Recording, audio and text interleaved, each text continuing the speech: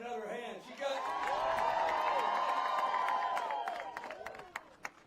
I thank her for all she has done for justice in Florida and across America. I want to thank Pastor Barnes for making us welcome at Macedonia.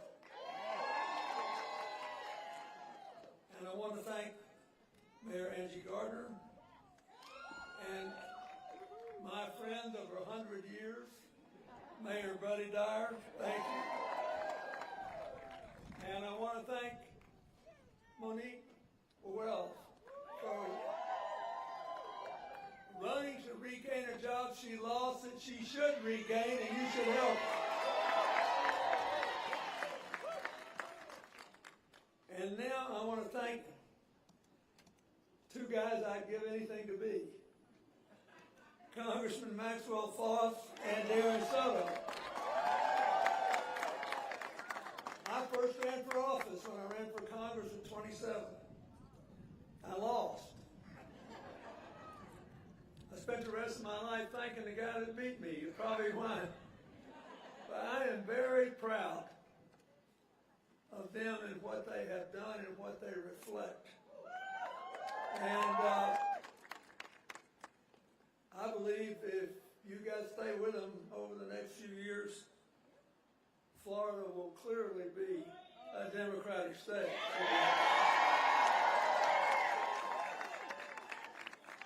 Now, let's cut to the chase here.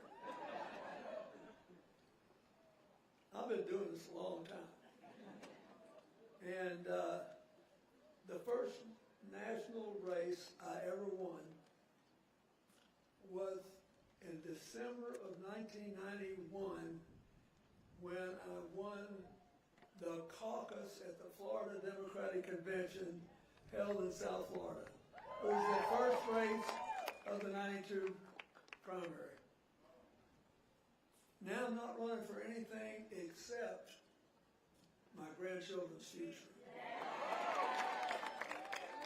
And I was thinking about all the races I've made down here, all the political moments. I've been doing it, like I said, a long time. I'm almost as old as Donald Trump. And, but I'm not going to dance around here for 30 minutes and all that. But you're not better. I'm not going to comment on that. But look, I'm also reasonably well qualified to give you an opinion about this race. I'm familiar with the job, and I know both the candidates. And once was friendly with President Trump until he called all the Latinos murderers and rapists. And then all the other stuff that happened. I'll say more about that in a minute. But the most important thing is, if you don't agree with all this, you've got to vote to change it. You've got to show up. And I think, for example, you've got a great candidate in Debbie McCarcel. She actually has a chance to beat Senator Scott. A woman who came here as a South American immigrant at age 14, with her mother or sisters fleeing violence, searching for a better life, and is running on issues that matter most here, including affordability, the home insurance crisis, protecting Social Security and Medicare, and reproductive freedom in the face of the Republican assault on it. Her opponent voted to strip away the benefits of Social Security and Medicare. He co-sponsored the national abortion ban. There's a big difference here. To pretend there's not is naive. There is. And so I hope you will all vote for Debbie when casting your ballot.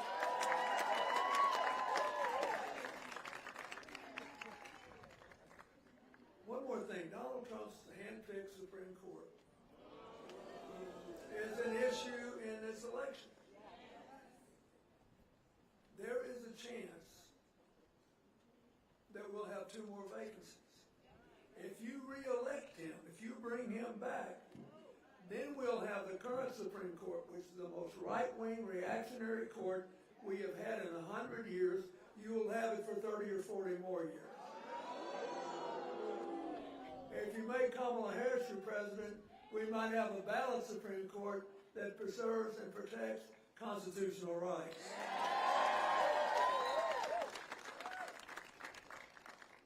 Meanwhile, I hope you'll vote to do that here in Florida. You know, Donald Trump once said he was going to protect the women of the United States whether they wanted to or not. You remember that? Well, I got a notion that a couple of days from now, the women of Florida are going to protect themselves from him.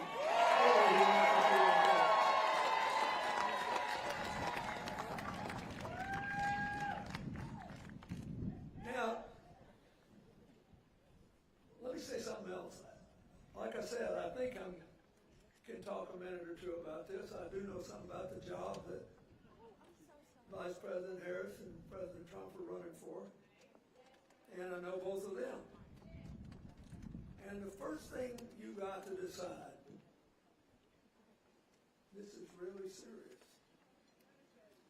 is how you're going to keep score. What is the definition of the job? Because every 4 years, a presidential election is the world's greatest job interview. And you're doing the hiring. And people that don't agree with you on anything, they're doing the hiring. So it's a question of who's got the right priorities and who wants it bad enough to turn out. And that's what I'm supposed to do here today. I'm supposed to find some magical mix of words that will make you want to go out and find 20 more voters apiece to get to the polls. But look, it's your choice. Like today, as I said, I'm almost as old as Donald Trump, so I was very glad we could turn the clock back for an hour. But I do not want you to vote Tuesday to turn it back for 50 or 100 years. We need to vote for Kamala Harris for president and Tim Walz for vice president. And there are just, I never cease to be amazed by Donald Trump. And like I said, we had a very cordial relationship for a few years, but he is the best at bragging and blaming I've ever seen. And as nearly as I can see, neither one of them has much to do with being a good president. But, I mean, he does. You know, if the sun comes up, look at this. This is a beautiful day. I made that happen. But, it rained like the devil 2 days ago. Yeah, it did, but if I'd been president, it never would have happened. Right? I mean, give me a break here.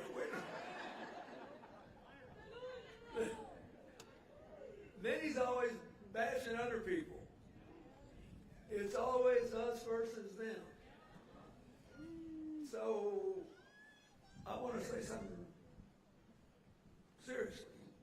I mean, you look at that rally at Madison Square Garden in New York, and what that so-called comic said about Puerto Rico.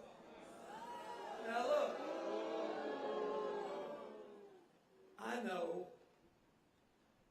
I'm not a fool. I know you got a lot of Puerto Ricans in this crowd, and I hope you'll vote for Kamala Harris. But I worked hard on these issues when I was president. And when I left the presidency and set up my foundation, and those 2017 storms hit, we were already there. We were working. We were trying to help the people in Puerto Rico where they were living because they were part of the United States and they needed our help. And so this is not a passing fad with me. When I was president, back in the dark ages, I tried to familiarize myself with all these Puerto Rican issues. And I tried to make sure that we repeatedly, if necessary, it turned out to be necessary, gave the Puerto Ricans a chance to vote on their status and decide, do you want to be a Commonwealth? Do you want to be a part of the United States? Do you want to be independent? Do you want to be a state? You decide. You have earned the right to decide. But what they have not done is anything to deserve the kind of language that was used to characterize them at that rally. Every time I go to Puerto Rico, I never cease to be amazed by the number of people who always offer themselves up to serve in the United States military when we need it. One of the highest in the country. I never cease to be amazed by the number of people I see wearing their medals and more often wearing their scars and injuries. We need somebody in there? We got it.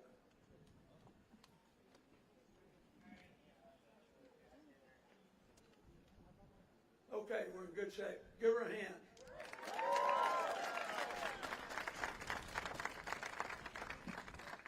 And when I heard that guy refer to Puerto Rico like that, I was just shaking with anger because I kept thinking about all those veterans and how I saw them in gym after gym after gym when they had the tornadoes hit down there. I mean the hurricanes in 2017. That's not America. And the thing that I disagree most with President Trump about is just they're always looking for somebody to hit. Somebody to otherize. It's us versus them. And it's basically like a domination project, isn't it? He tells all these people that are foreign, you be for me, and I'll put you at the top of some mythical heap. Now, look, I can say this, and I'm not criticizing any of his supporters, but I've seen this work all my life. I may be the last president ever to live in a house that had no indoor plumbing. It's a great political story. It's a bad way to live. It's way overrated. Man, in the winter, and you're 6 years old and walking out to the head on icy grass, it sucks. And in the summer, at a very young age, you got to learn the difference between a poisonous and a non-poisonous snake. So you'll never hear me bragging about this. But I am proud that I was raised by people who believed if you could work and feed your kids and put clean clothes on their back and get them off to the school every day, it was a dignified way to life, and you ought to help other people have the same chances. That's the way I was raised. And so I'm just telling you, I think Kamala Harris, as we're all in this together, is way better than Donald Trump is. I'm going to get them. And if you're with me, it'll be us versus them, and we'll always win. And that's what he said. He a couple of weeks ago was reported, right, talking to these supporters, and he said, I'm telling you, you got to get out one more time so we can make America great again. But if you just do it one more time, you will, and I quote, never have to vote again. I will rig it. So I was sent here by Vice President Harris to tell you, if you vote for me, you will have to vote again. And she said I could say that if you think she's done a bad job and you want to vote her out, she will go with gratitude because that's the American way, not this slave or stealing. Now, this is a big deal. Women's protection is a big deal. I think when Trump said, I'm going to protect them whether they want it or not, he was not exactly speaking to any of the women that I have any acquaintance with. With my wife, we had our 49th anniversary. Or my daughter, who just finished the New York Marathon today. Or my granddaughter, who may outstrip us all. Or my beloved mother, who worked all her life. And every time one of these guys says something to me like, you really think we could have a woman president? I say, how many families have been saved? How many children have been saved because of the what Hillary calls the extra responsibility gene of women in the family? The mothers, the grandmothers, etc. Who are we kidding here? This is not magic, it's a job. So, I am pleading with you to think about this. One of the things that I have been mystified by is she keeps saying what she's for, and then people say, well, what's she for? She just showed up. I don't know, as if Trump gave us a platform while dancing on the stage, right? He understood the platform to be what the dancers stand on, I think. But look, let's be serious. It's a legitimate question. If you get elected president, what are you going to do? It's a legitimate question. What will be different between you and President Biden? I'm glad you're loyal to him. But how did she answer that? She said, look, first of all, we had a different job 4 years ago. We had to save this country from COVID. And we did it. We got everybody we could immunized. We passed the infrastructure bill. We passed the CHIPS bill. And we passed the Inflation Reduction Act that, among other things, gives protection for people with pre-existing conditions under health insurance, a $35 a month limit on what insulin can cost people on Medicare, and a $2,000 a year limit on their out-of-pocket drug expenses. It's not like we were just sitting around here. Now, I, however, have to do something different, she says. I got to get in the cost of living business because every rich economy on earth has had too much inflation. Not just America, everyone. Why? Because all the supply chains were destroyed. And you think about anything you buy around here. If everybody wants, let's say, a small motorcycle, everybody wants one tomorrow, and there's only 30 for sale within 50 miles. What's going to happen to the demand? It will drive the price up, right? Everybody wants it. There's only 30 to buy, and especially if there's a rule that says you all got to have yours within 30 days, the price is going to go through the roof. That's what happened all over the world. So the question is, what should you do about it? Now, if it happened in food, which it has, you have to look at how does food get priced.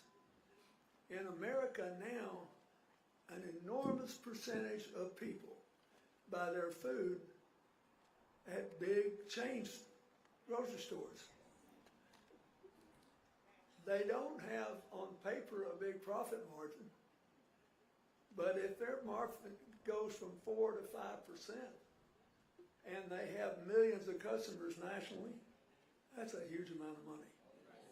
And so what Kamala Harris said is 37 states, red and blue, have protections against price gouging. But we have no national protection, and we need one. So I will pass a national bill to prevent price gouging, and then if the price of food doesn't drop when everything else is dropping, we can investigate it, find out if it's true or not, and fix it if we need to without throwing anybody out of business who doesn't need to be unfairly thrown out of business. It's a simple thing, but you know, it has no appeal to Trump because he needs problems and she wants a solution. So you ought to be for her on that. What about the price of housing? It's a problem. It's a real problem where they lost a lot of jobs after COVID. Las Vegas is one of the biggest examples. It's one of the reasons the race is so close out there. People saying, I can't buy a house. I can't rent a house. Why? Because thousands and thousands of young people went out there to work. And then there was nobody coming during COVID. So they left. So the value of the apartments and the other houses dropped like this. What happened? Big banks came in and bought them up. And now that everybody's coming back and we're all well, the price is going through the roof. What does she want to do? She said, if you elect me, we will immediately build 3 million new housing units, and they will be affordable. And we will, for the first time, help working people with the down payment if they're first-time homeowners. And when we do that, then other private builders will build too. And we will fix this. We will make America livable again and affordable again.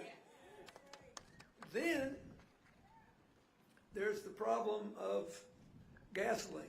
Now that is fixing itself. And it's the only thing that we feel immediately, don't we? When gas prices go up or down, we notice it. Because we got to have it and we got to pay when we get it. So we don't have time for it to change and then we don't feel. It's not like housing prices or anything else. You just, every day, you know what it is.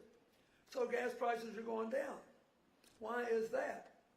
Because our economy got so strong and inflation tapered off that the Federal Reserve lowered interest rates, which we noticed, and then fuel went down.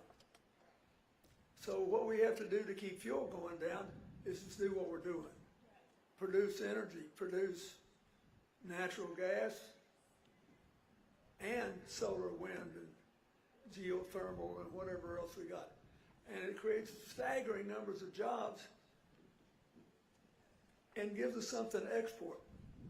Okay, so what's Trump said? Nothing about housing. What's he said about energy? He promised the oil industry if they'd give him $1 billion. I mean, this was on television. He said, you give me $1 billion, I'll get rid of everything that has been done in the last 4 years. In other words, I'll get rid of all that solar and wind stuff, you know. Never mind that I just got back from Western Pennsylvania. Never mind that there is more people working in the green energy jobs than in oil and gas, and it would be devastating to us. He wants to make yesterday's economy. She wants to make tomorrow's economy with all of the above. And that's my pitch. We turned the clock back today and you got an hour's sleep. If you turn it back 50 years, you'll never forgive yourself. And we got to go forward. We have to create new jobs. We have to build new alliances. We can't run away from our opportunities or our future, and we can't be in denial. Now, Trump basically says, when I was there before, you did not have inflation. You do now. You have to vote for me. And I made a wonderful economy. Well, look, he inherited the last 2 years of Obama's recovery, right? I mean, how many jobs were created in Obama's last 2 years? 8 million. How many jobs were created in Trump's first 2 years? 6.4. And it went down after that. And that's all before COVID. It dropped all the way under 2 million. I'm telling you, what he does is find anything bad, blame us. Find anything good, blame himself, you know. Look what a pretty day I made. Yeah. And it'll be great when I'm president. I'll just tell people to quit fighting all over the world. And I'll tell God to quit raining on us. I mean, we're laughing, but, you know, life is hard work. It takes effort to change things. And teamwork is better than division. Cooperation is better than constant conflict. Addition is better than subtraction. And multiplication is certainly better than division. This is a simple choice. We are the best placed country in the world for tomorrow.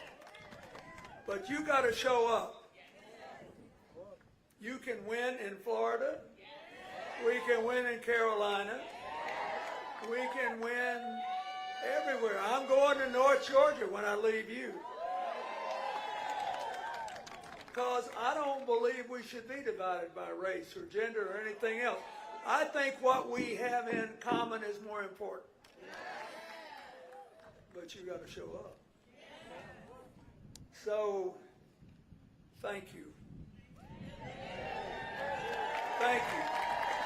Stand up, show up, and lift up your country together. We need you. Thank you.